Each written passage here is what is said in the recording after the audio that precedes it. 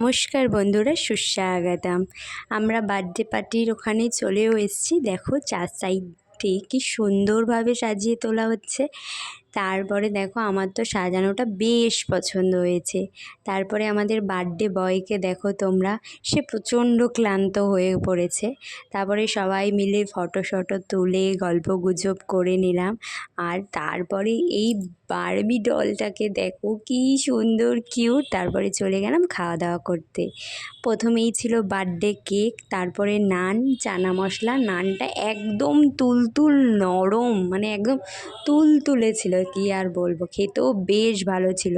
তারপরে চলে আসলো গরম গরম বিরিয়ানি, তার সঙ্গে ছিল চিকেন কষা, তার সঙ্গে ছিল স্যালাড, আর তারপরে চলে এসেছিলো চাটনি, পাঁপড়, তার সঙ্গে ছিল 2 রকমের মিষ্টি, তারপর একটা ট্রফি দিয়েছিল।